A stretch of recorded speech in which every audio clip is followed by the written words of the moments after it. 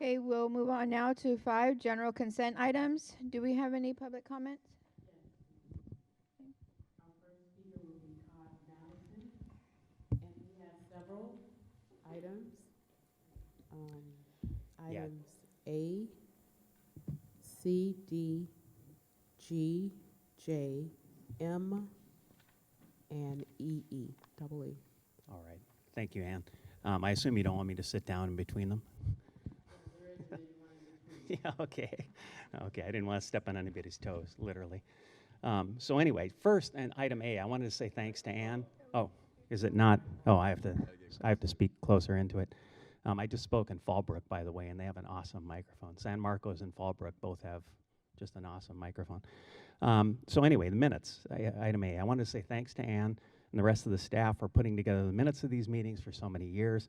Particularly like seeing the recap of public comments, of course, which are there in some cases, but not always. Be good to see them more consistently. I thought I should let you know the reason I'm speaking on a bunch of different items today is because I tried to email the district many times over the last couple weeks to ask how to present at this meeting, which is something I've done many times in the past, and I got no response from anyone, including the last one sent to Mr. Benz and CC'd to Ms. Vitale. So I figured I might as well just talk a lot. So I'm sure the minutes will reflect that appropriately. Thank you for that. Next item. Shall I just go on? Item, do you want to call each one, or should I just? So that Okay. he can time you on Thank you. each one. Oh, yeah, thank you. I won't go over 3 minutes on any of them. Item C, this is the classified personnel report. So it looks like the HR department has been very busy. There's a lot of entries here. Congratulations to them for all that work. Lots of new hires, lots of changes in status, pretty normal resignations though. Just so you know, right now, your year-to-date annualized resignations, voluntary terminations, we call it, is 18.27%, which is just a little above pre-COVID stats from 2019-20, which was 15.56%. Those numbers are slightly lower than the private industry average, by the way. Hiring is also on a pace with the past. You have 70 new hires this year, probably a bit higher than normal pace, but not significantly. Apparently, you have no problem attracting applicants or retaining existing staff, given stats for both are pretty close to what we see in private industry as well as past years. I'm sure the upcoming negotiations will tell us otherwise, though. I'm sure we'll hear about dire problems with both, none of which will reflect actual data, which is right here in this personnel report today. We do not, however, see any data on exit interviews, as I've asked for before, discussing how many people have left for what reasons, including unhappiness with salary. Given that's a key item in many of these negotiations, it's kind of puzzling that it's not important enough for the district to keep track of. But perhaps the district themselves can use these real numbers in negotiation. And while we're at it, how about a real salary survey comparing positions in schools to like positions in the private market? Certificated. So these are the results similar to the classified. Year to date, our voluntary turnover rate is 6.36%, about a third of the education industry average. You've hired 72 new employees, which is a record. As a matter of fact, higher than many entire years in the past. So as with classified, it doesn't look like we have a problem attracting or retaining employees. No one's not applying and no one's leaving. So let's not hear that, which is the opposite of what we'll hear soon, justifying the about to be approved bonus raises. Perhaps people who make these claims would like to read the personnel reports, as I do. I'd be happy to share my spreadsheet with anybody. Oh, this is just a fun one. I want to say I love these kind of things. The OHS show choir trip, I think it's a great thing for kids. Get out, there's nothing better than a group of motivated, excited kids going out on a trip to go somewhere and compete. I'm nice to see that you're doing this for the show choir. I'm sure they'll have a blast. Good luck to the chaperones. I can tell you I've chaperoned some field trips, Model UN with Miss Esquivel, Before the Mass with Mrs. Dahlquist, science trip to Dana Point with Mrs. Boyster, Gear Up trip to UCLA. Our kids are good kids, but they're not that good. So good luck to the chaperones. Item J. Acceptance of Coast Academy. So I would accept this report too. I think it's an awesome report. As usual, Coastal is blowing the doors off of OUSD. 41% of OUSD kids are meeting standards. In English, 58% of Coastals are. At math, 29% of OUSD kids are meeting standards. Almost twice as many, 44%, are meeting those at Coastal. It's good to see they have such an excellent support team for special education as well. With class sizes about 2/3 of OUSD, there's no particular mystery why that's happening. They're spending their money on education for the kids. And on top of this, we not only see the usual financial discipline leading to a good balance sheet without having gotten tens of millions in COVID funding, but they're building a new high school campus all on their own. It's kind of amazing. Thanks to Coastal for that work. Item M. Small thing. I love heat pumps. Heat pumps are awesome. They take heat from the air and then transfer it into the units and things. Very efficient, very much less electricity. So it's perfect for our climate. Great idea.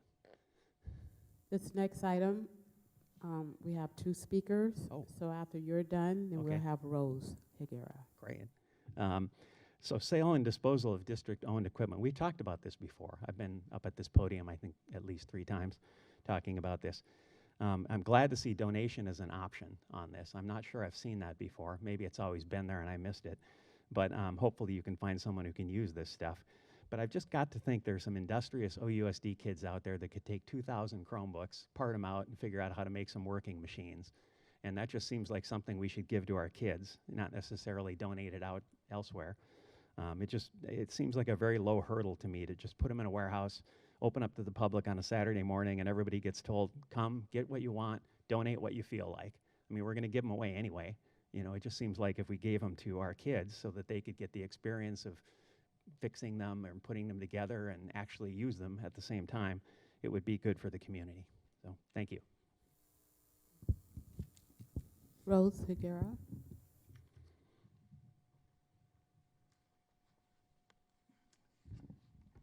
Yes, I wanted to find out what was being done with the 2,000 Chromebooks as well. It seems like we just bought a bunch of new Chromebooks during COVID. Even like preschool kids got brand new Chromebooks. And so it seems like a lot of Chromebooks to be disposing of to the tune of $225,000 worth of stuff that we're getting rid of. And so I think it's just highly wasteful. So, yeah, I want to know what we're doing with those Chromebooks, because I think a lot of kids could use them that can't maybe afford a laptop or a computer. And so I think it would be better to donate it to kids in need in our schools.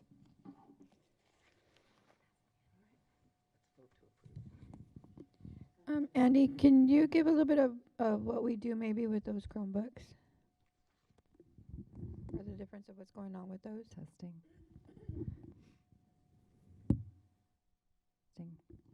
Is it working now? Thank you. I'm going to actually invite Mike Gravlin to come on up. Mike Gravlin's here. He's in charge of our technology department to give a further explanation.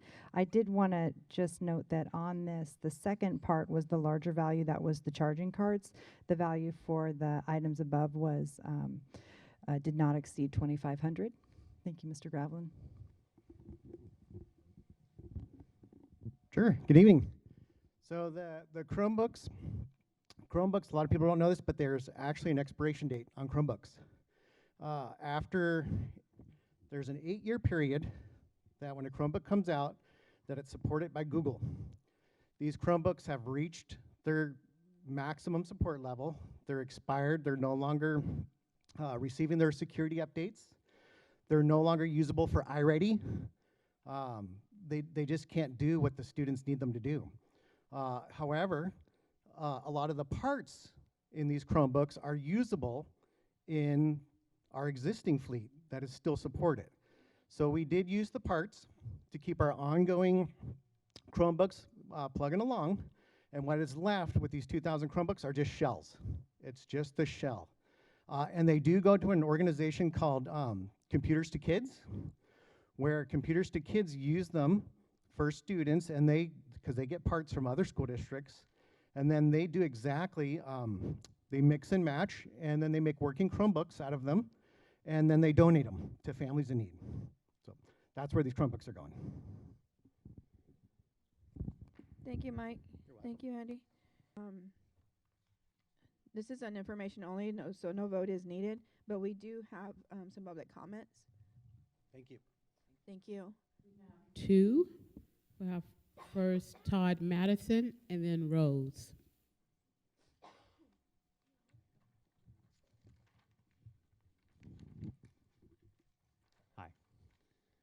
There you go. I was wondering where the clock was. So me again. I'm kind of conflicted on this one. I can tell you, as disclosure, I know Greg. He's a great guy. He was my kid's principal for years. Awesome. I have a lot of trust that he's going to build something good. He and Josh and the rest of the staff. I greatly appreciate the intent to take care of the kids in our community. But there's a point in every business where you need to kind of stick with your knitting. You need to focus on your core competencies. Ours is supposed to be education. So trying to do everything doesn't work better than doing a few things extremely well. We have no lack of hurdles on academics in our district. We've seen some pretty poor performance out there. So the question is, why are we getting involved in things that are not our core competency? There may be reasons for that. I understand partners will come in, so it's not all on us. But we still have staff like Greg and his staff that are involved in this, so we're still putting resources into this. Seems like we've got a lot of things to do. And from what I've seen, there appear to be many options for people to get these services outside of our schools already in the community. So now perhaps this is viewed as a way of boosting academic performance. I mean, I saw a lot, the word success comes up a lot in this, and I would agree with that if we can define success. So one of the issues I have is in that last discussion from the board, no one asked what the metric was for success. If we're gonna call this a success, we need to know what success is, don't we? Or is this going to be a program that just continues on forever with no measurement of success so we can tell whether it's actually working or not? I don't know what that measurement would be. Maybe the CSBA had some recommendations in their workshop that I'm not aware of. But there must be something. There must be something that we can define as success so we can come back to this a year from now and say, okay, we define success as X, Y, and Z, and we're either meeting or not meeting those goals and either make changes or whatever needs to be done. But that's my real concern, is just making sure that we actually have an expectation here that we can track. So thank you very much.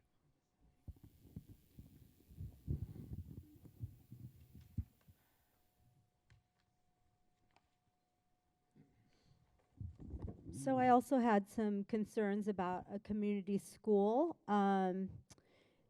In your little pamphlet here, it says, education is the investment our generation makes in the future. And this is a quote by Mitt Romney that you put in here. So this is education should be the focus, not indoctrination. And if you look at the bottom of the chart, it says inclusive and equitable. So inclusive and equitable systems for whom? I know that this school district focuses on a very, very small agenda. So I'm wondering how the inclusivity and the equity covers all students. Also, there's counseling going on, there's food pantry, there's eye exams, there's glasses. I thought that this was a school. I don't know. It seems like an overreach. You're going into parental authority. I don't know if you're getting permission from parents to counsel their kids and give eye exams, but I know medical insurance is very easy to get. Here, covered California, pretty much anybody, even if they're an immigrant, they can get health insurance. So I'm not understanding why all of our school funding and our taxes are going to these services.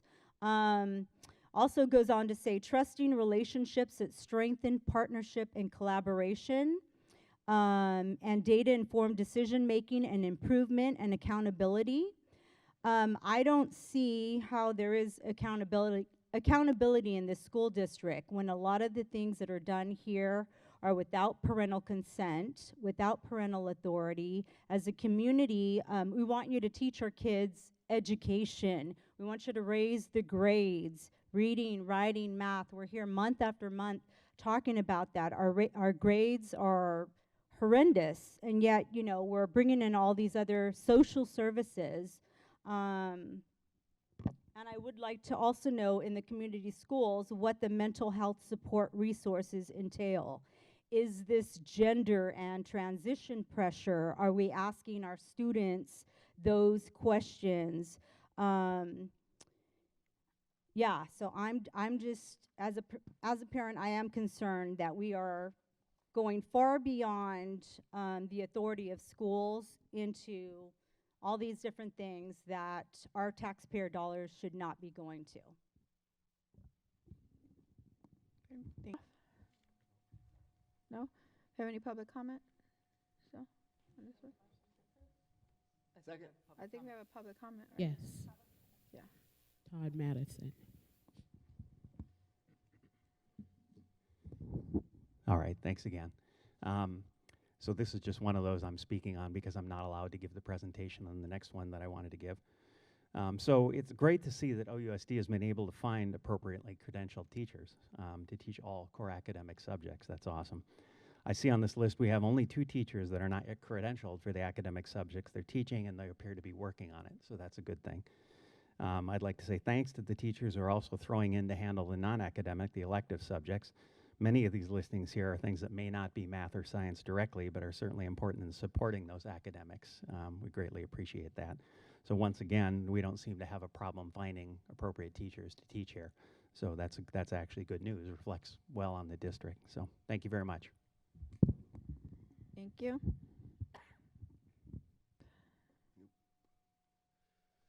Your public comment? First will be Todd Madison, Rose Segura, and then Michael Richardson. Glad I sat close. Okay, so let me start with the fact that I love our teachers. I've got to say, my wife and I know many teachers. They're wonderful human beings. Our kids got a great education here. I have to thank everybody for that. But that doesn't change the financial realities we face. You can love people and still have to make decisions, hard decisions. But once again, we have another bonus raise in front of us. This time, we were not even told what the cost of that raise was going to be in advance. It's not in the board documents. The required disclosure was not released until 11 a.m. today on the county's website. I have a copy right here, just in case anybody on the board actually wants to see what they're about to approve. For the entire population of Oceanside who have not gone there and read it, I can tell you this agreement is going to cost us a total of $16.6 million over the next few years. It's an increase of 4.83%, taken directly from funding that could be used to better educate our kids. In things like English, where 41% met state standards, or math, where a miserable 29% met state standards. But we don't need to improve that. We could spend this money on improving education, but we're not going to do that. What is school for if not to give more money to adults, right? Isn't that what we're here for? Nor are we going to use it for things that the union tells us they want, like smaller class sizes, funding for supplies, expanded programs for less fortunate or advanced kids, or even significant increases in starting teacher pay, something I would applaud in a heartbeat. This raise is just the beginning, too. Soon we'll see the inevitable Me Too raise for administration, where people who supposedly negotiated give themselves the same deal. True corruption in my book. Why can we see this document we can see why this document was not released in the board packet. Telling parents how many tens of millions of dollars you're going to take away from their funding for their kids so you can give yourself a bonus raise would be kind of inconvenient, I think. The disclosure was signed on the 8th. State law requires a qualified district, as OUSD is until a few minutes from now, to disclose 10 working days in advance. That wasn't done, so the approval you're about to give is illegal. But that won't stop you, I'm sure. Also not disclosed was the county's response, pointing out that the district may be back in deficit spending and requiring the district to submit budget solutions, meaning cuts, to them. I have a copy of that also. Why are you not willing to tell us right now what you're going to cut to fund your raises? Doesn't that seem reasonable to ask? Lastly, we don't see any indication what the people who will receive this raise are already making. Why are you unwilling to tell parents that the median total compensation of a full-time certificated employee in 2021 was $123,000? Those are the people we're giving raises to so we can cut from our kids. So I don't expect anything to happen as a result of this. I'm sure the myth of the poorly paid staff will continue. These are the people who fund your campaigns, so of course we're going to vote for approval. Go for it. There's nothing we can do to stop that. Thank you very much. Any board discussion? Thank you. Todd, board discussion? Oh, sorry.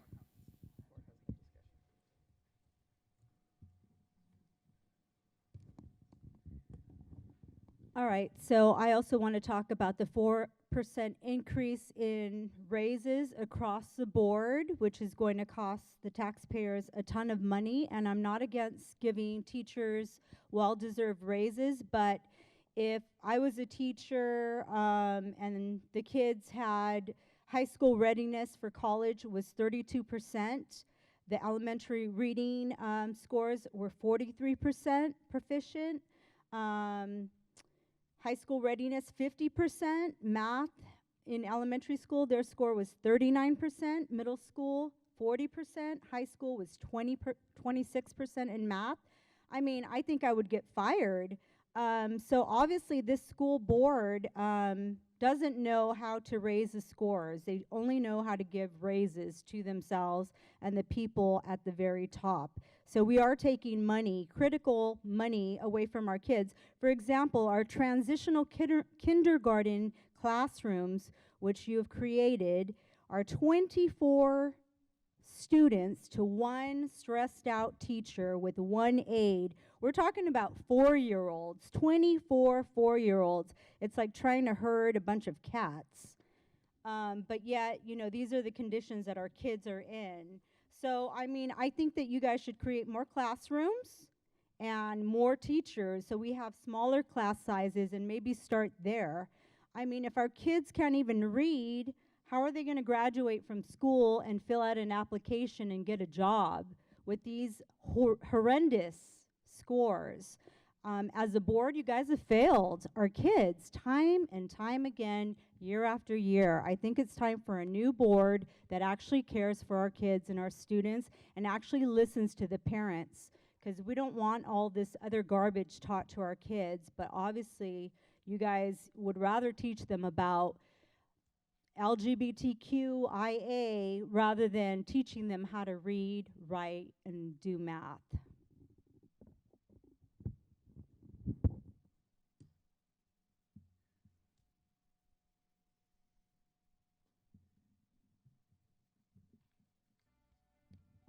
Thank you.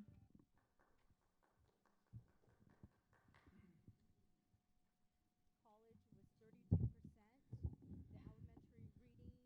were 43% proficient. Good evening, Board. You've heard from me before. High school readiness, You know, we all math, have had some good teachers, some great teachers, and some 39%. so-so teachers and some bad teachers. High school was 20%. One of my favorite teachers was Mrs. Kitchen. She taught creative writing at Jefferson. I had her at Jefferson in 1955, and I still remember some of the principles, and I still think of her when I write a letter or an article or something. Another favorite was Mrs. Irvine. She taught me my love of the Constitution, and she also helped me get 100% on the Constitution test. Oh, that's right, you don't do the Constitution test anymore. Do you even know there's a Constitution? Now, those teachers, I wonder what they would think. Mrs. Kitchen, incidentally, is still alive at 103. I wonder what those teachers would think about a 7.5%, 4% plus the contractual 3.5% raise. And you say, oh, but you know, the teachers are poorly paid. Well, I happened to look at the salaries of teachers, and the number one highest paid teacher in Oceanside Unified School District is somebody named Alma Casillas, first and second grade. Her total pay and benefits is $241,000. Now you say, oh, that's a fluke. She must have worked some magic. Well, let's go down to number 10. Tiffany Cooper Ortega, the OTA president, who incidentally orchestrated this contract. She was on that committee. Isn't that a conflict of interest? Since she makes, including benefits, $177,120. Now you say, oh, these are all just off the wall. These are out of the mainstream. Well, let's go down to number 30 on your list of teachers. Renee Ortega, teacher, $165,904. This is not an aberration. This list goes on and on. I don't think my favorite teachers, Mrs. Kitchen and Mrs. Irvine, would understand. And I think that this is crazy, that you're giving these teachers 7.5% increase plus a Christmas present of $2,500. I think Thank it's you. outrageous. Thank you. Looking for, do I hear a motion to approve item 7D? I have a first, do I have a second? Second. I have a first and a second. All in favor of approving item 7D, say aye. Aye. We have a 4-0 vote. Item E, approval of certificated salary schedules with negotiated increases. Staff presentation? So this item is the published certificated salary schedules that correspond with the certificated staff receiving the 4% raise. Thank you. Any questions for staff? 3 speakers on this item. Okay. Todd Madison, Rose Segura, and Patrick. All right, thanks again. So here's the result of what we just approved, $16.6 million from the funding for our kids to give to the bank accounts of adults. A schedule is nice to see, but of course it doesn't represent actual pay, which often includes other bits of money like the $2,500 one-time bonus Mike just mentioned. Fortunately, though, we do have actual data provided by the district directly from their payroll records. To all the grumbling I heard about that's not true, I would suggest you talk to Ms. Norman about that because it's data directly from their payroll records. Thank you for that. That data shows the median compensation of a certificated employee is $122,560. The cost is now going up by 4% plus the normal schedule increase of about 3.5. Means in 2022 numbers, we can expect to see this at almost $132,000. That seems like a pretty good paycheck to me. Of course, this includes the cost of benefits. Healthcare insurance is difficult to compare, but contributions to retirement plans are not. Teachers receive retirement contributions from their employer that is 16% higher than private employees do. The median pay only of a teacher was $92,000. 16% of that is $14,000 a year. If a private employee were given that much into their 401k, it would be likely worth over $2 million at the end of a 30-year career. That's a pretty nice benefit. Please don't try telling us that that's not an important part of compensation and shouldn't be counted. I'm sure anyone verging on retirement would love to have $2 million in their 401k. In San Diego County, a private employee with the same educational level as a teacher makes $86,000 a year. That's the U.S. Census Bureau. That's $6,000 less than a teacher gets paid. If we include the additional retirement benefits, teachers make almost $20,000 a year more than they would make with that education in any other job in our county, working outside education. The myth that they're not being paid fairly is a myth. I'm very happy it's a myth. I hear a lot about how somehow I'm against paying teachers well. I am fine with teachers being paid what they're being paid right now. What I'm not fine with is taking more money away from the education of our kids to boost that even higher. You may note this schedule also includes regular raises, about 3.5% per year. That's about 1.5 times inflation. That's why I call these bonus raises, because they're on top of the regular raises they get. When the teachers union tells you we haven't gotten a raise in X years, they're out and out lying to you because they know they get raises periodically, if not every year. Lastly, we hear about the need to increase starting pay, and I agree with that. Why do we not see that actually done? Why is the starting pay step going up 4%, which is the actual schedule that we just did? Why is starting pay not going up even more? This salary schedule you see in front of you is designed by the teachers union. You'd think if increasing starting pay was important, they would design it differently, but they don't. They could take the last step and bump that up $2,000 or $3,000 a year for starting teachers. So thank you very Todd. much.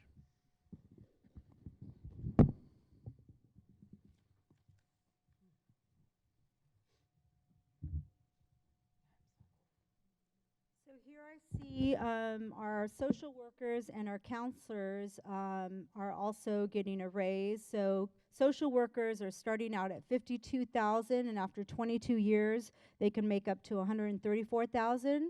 And our counselors can start at $48,000 thousand and go up to 122,000 after 22 years of service. So my question is, why are counselors and why are social workers at our schools? Because this, after all, is a school. And what is their agenda with our kids?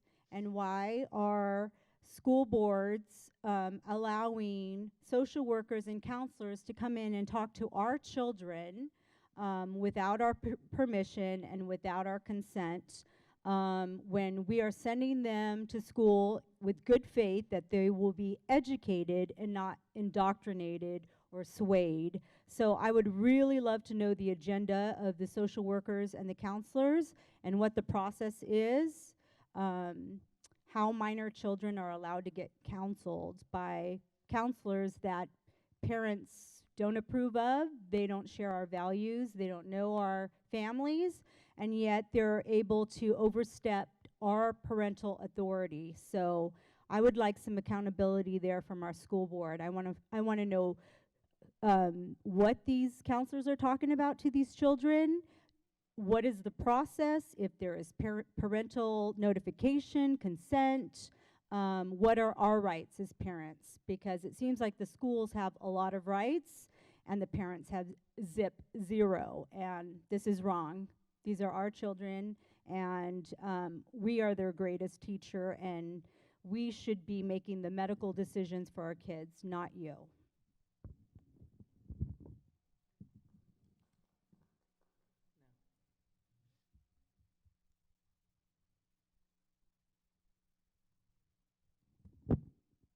All right, JJ, for you, Jordy and Julie. Here we go again with giving pay raises, and I have a problem with the teachers if they do their job, because you don't do your jobs. Let me tell you that. For the $205,000 you get paid, which you're probably going to get a bonus, and you're $280, that's almost $500,000 taken away from our kids when you guys can't even do your jobs. Meaning, again, let's go over those numbers again from usnews.com.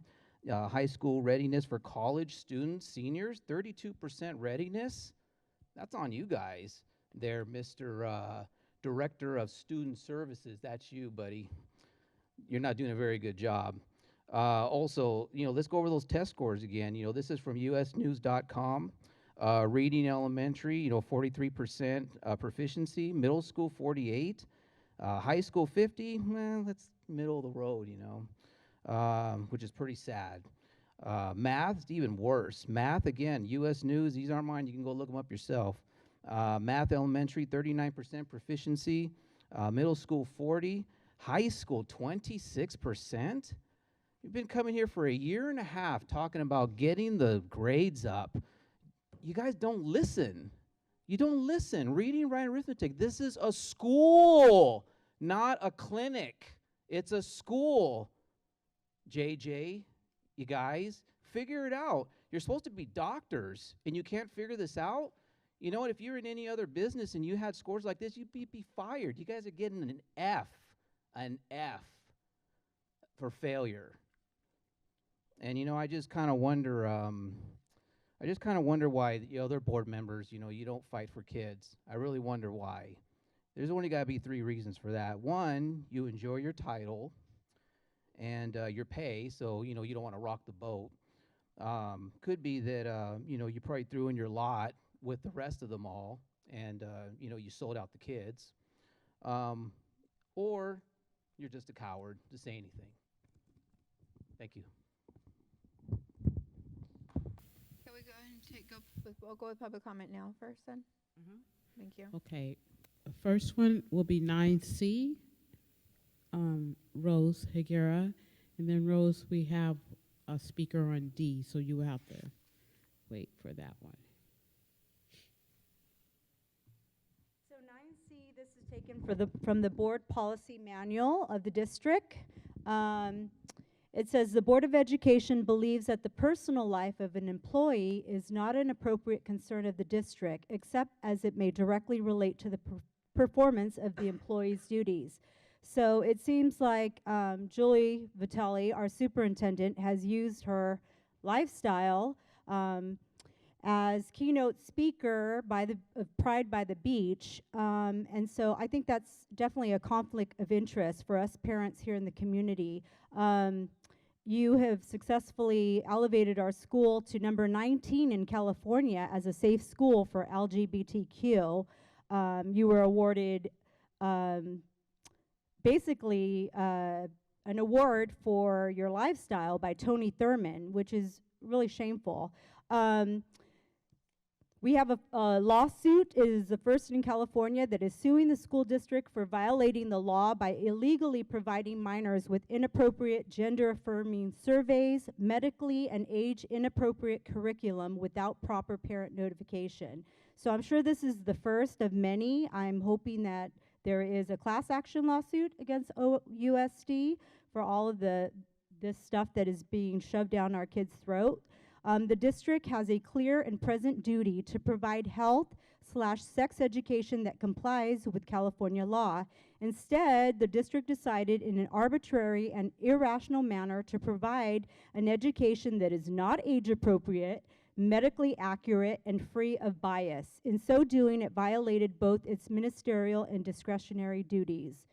The school boards want to teach, but they must respect the fundamental right that parents have to control their kids' upbringing. Our children may be our future, but it is their parents' right and responsibility to raise them. Transitioning a child's gender, promoting gender-affirming treatment, and sexually explicit curriculum to minors without parents' knowledge or proper consent is illegal. School districts are clearly violating the law by providing minors with inappropriate gender-affirming surveys and gender-affirming treatments while withholding this from parents. These so-called support plans remove the most important and vital protection children have, the parent. This issue is getting national attention as the practice is increasing to give children puberty blockers to alter their gender.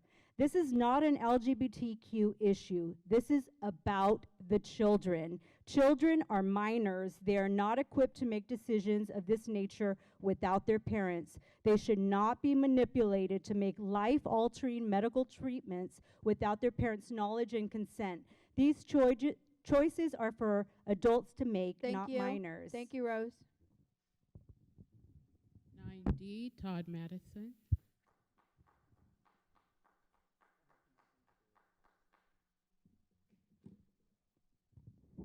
All right.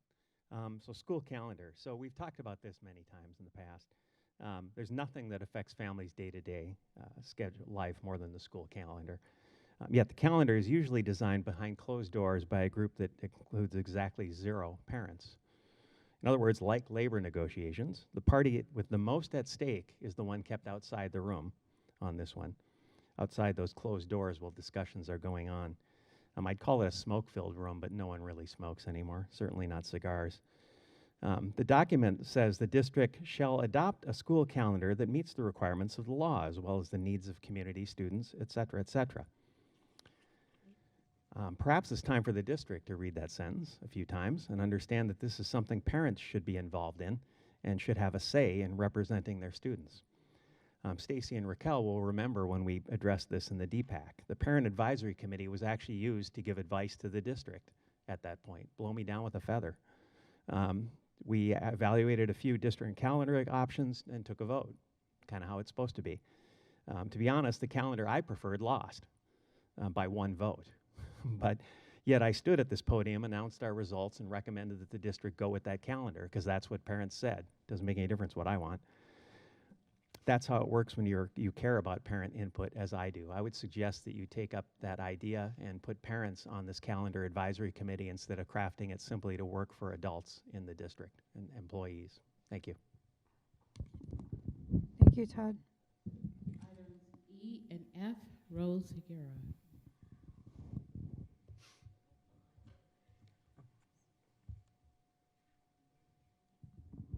This is also taken from the board policy manual. It's about volunteer assistance. It says the governing board recognizes that volunteer assistance in schools can enrich the educational program, increase supervision of students, and contribute to school safety while strengthening the school's relationships with the community. The Board of Education encourages parents/guardians and other members of the community to share their time, knowledge, and ability with students. Well, it seems like this school board has done nothing of the sort. You have actually undermined families and parental authority. And further down on this policy, we see the parents' rights and responsibilities in item CF 5020. We do have rights and responsibilities. Our kids' health and safety, emotional well-being is like the most important and paramount. And these agendas that you're filling our kids' heads with are very detrimental to their health and to families. You are actually undermining families, which are the bedrock of society. All right, moving on to 9F. This is about physical education and activity. It says physical education classes shall be conducted in the co-ed inclusive manner prescribed by law. So I want to know what protections are given to our girls in the locker rooms. I want to know if boys are allowed into the locker rooms, and if so, what age group? Because I think it is very important to protect our girls and their privacy, and I would like some accountability in this area.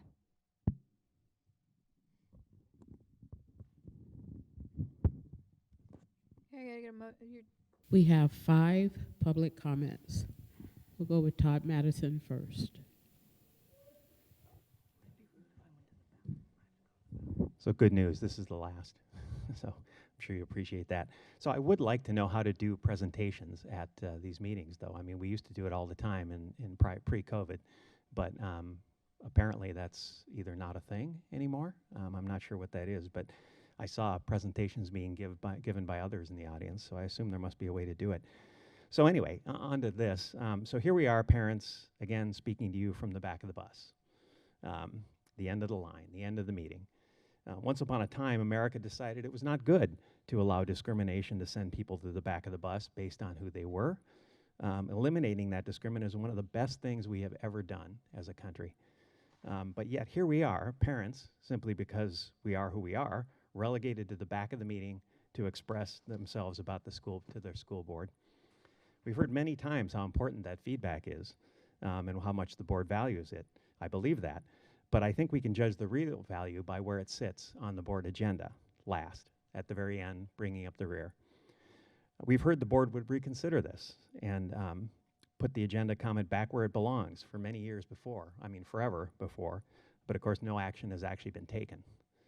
I've recently watched or spoken at a number of board meetings around this county, and I can tell you every single one of them had off-agenda comment at the beginning of the meeting. We're the only one I know of. There may be a few more, but we're the only one I've ever attended, watched, or spoken at that does that.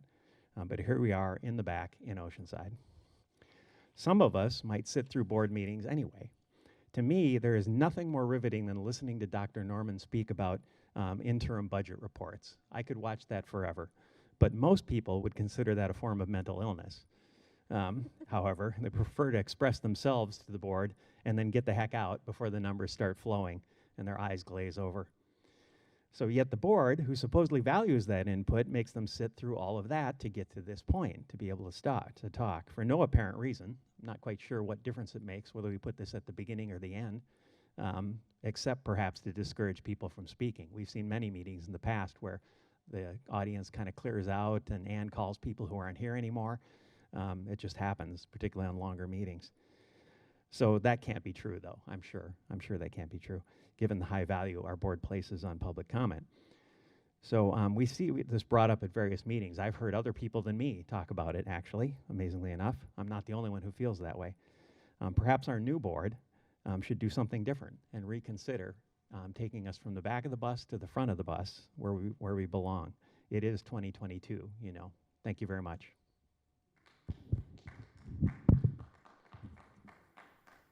Michael Richardson.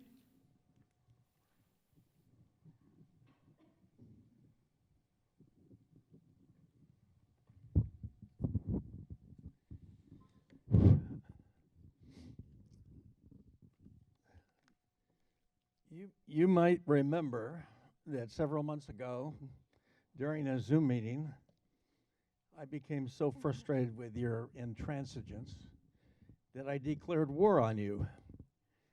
And of course, Stacy cut me off. Well, we've just lost the first battle of that war. But I'm here to tell you that we're not going anywhere. I'm here to tell you that we're still here. Nancy, we supported your opponent in hopes of getting a foot in the door on this board, but we do have high hopes that you will surprise us and actually work for the benefit of the kids and not the deep state of education. We hope you will expose the fraud that is DEI, SEL, CRT, and all the other social engineering acronyms that are cheating our kids out of an education that would prepare them for a happy and productive life. Nancy, maybe you will ask questions and not be the rubber stamp that your cohorts have been.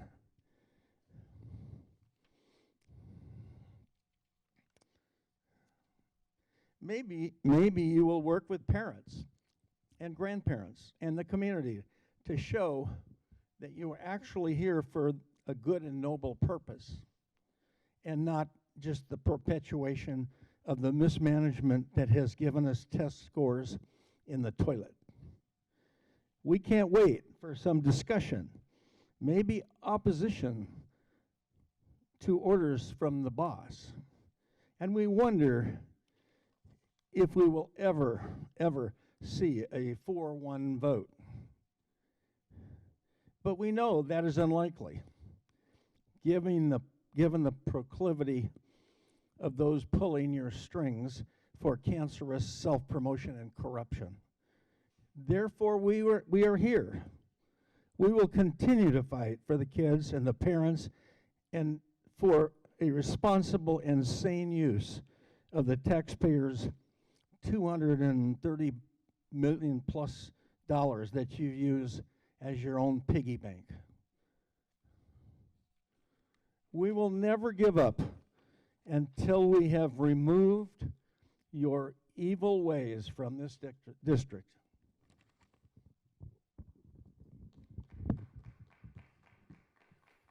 CJ Malahulu.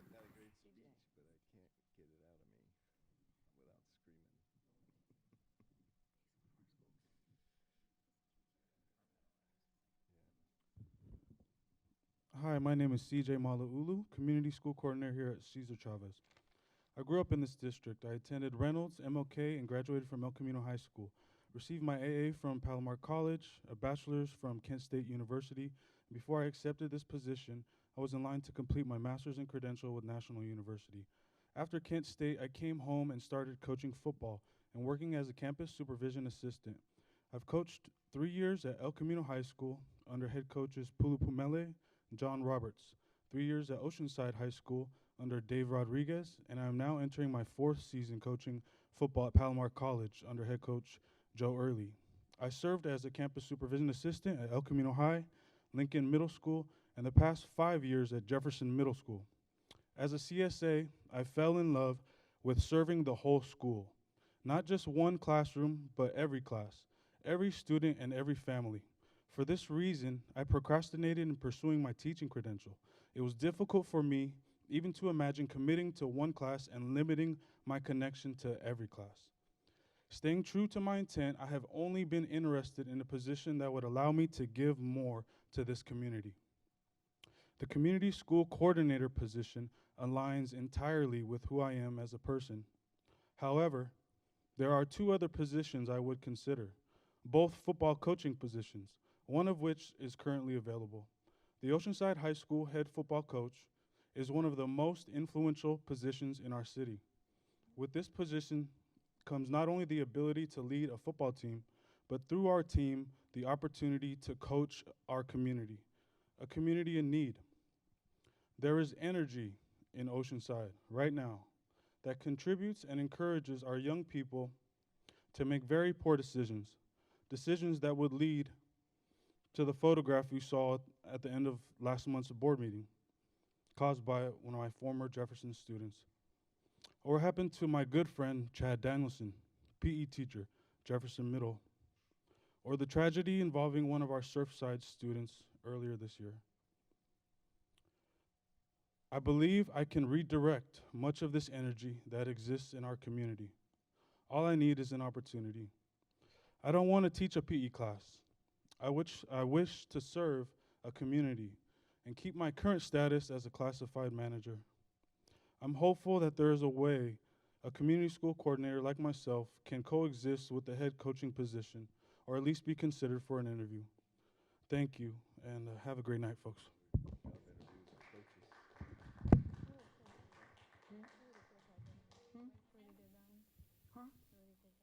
Emily Richmond?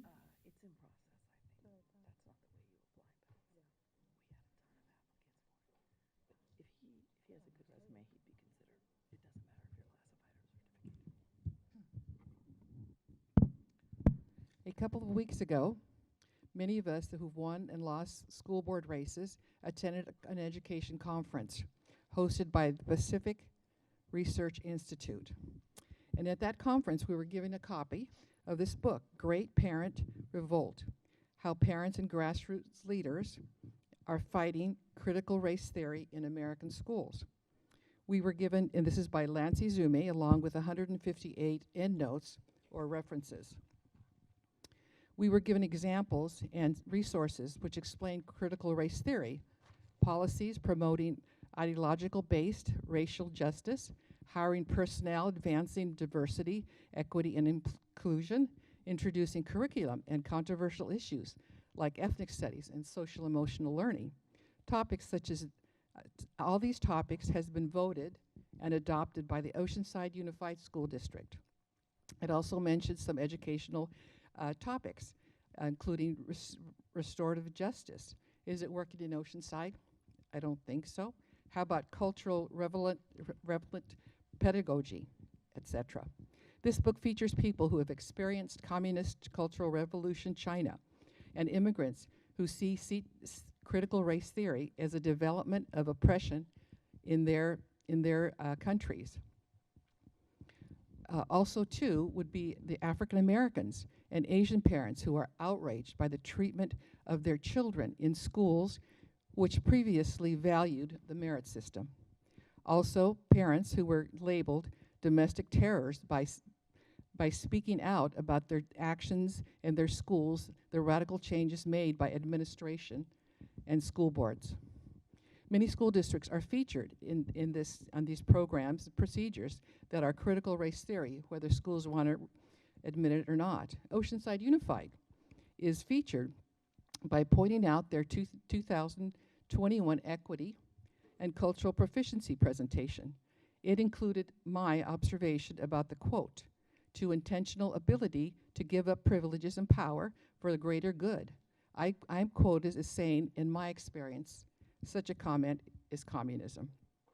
Also mentioned is the professional learning, focusing on the unconscious and implicit bias workshops, where staff would be taught about, among other things, power and privilege and unbiasing. There are a couple of pages in this book on how I was raised and our beautiful, diverse community of Oceanside. I'm also quoted as saying that the community and the children do not like what's happening in our school district. And I'm quoted by saying it's not what Thank our you, kids Emily. need, and it's not Oceanside. Thank you. Thank you. Allison Menu?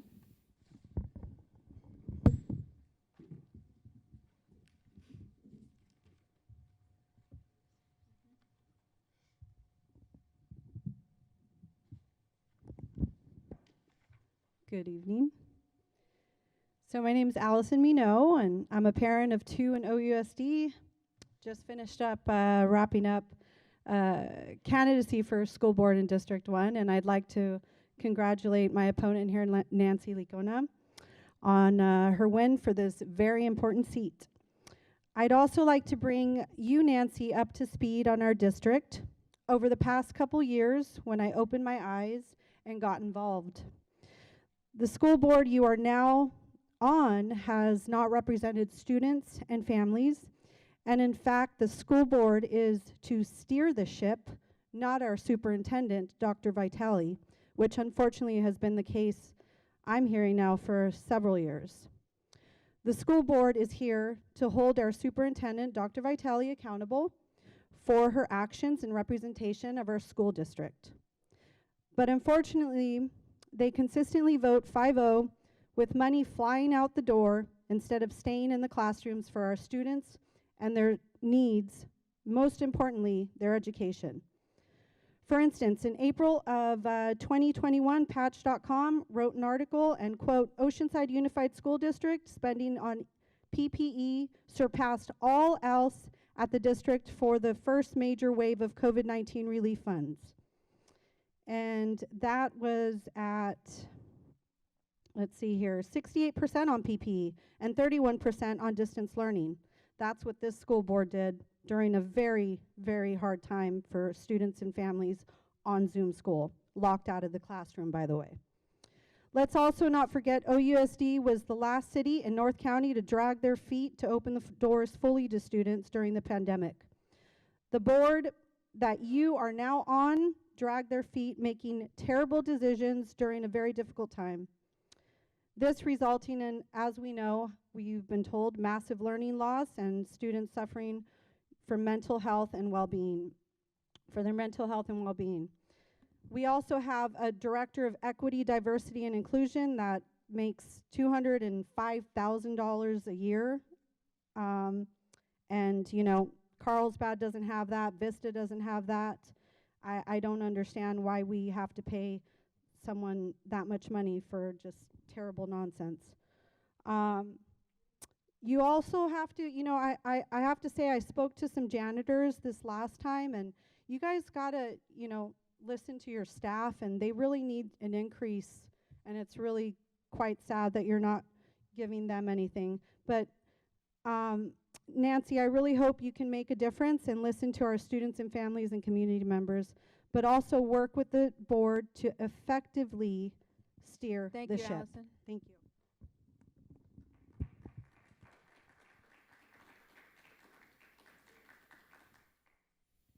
Okay, that concludes our meeting. We adjourn at 8:02. Thank you all and have a good night. Thank you for coming.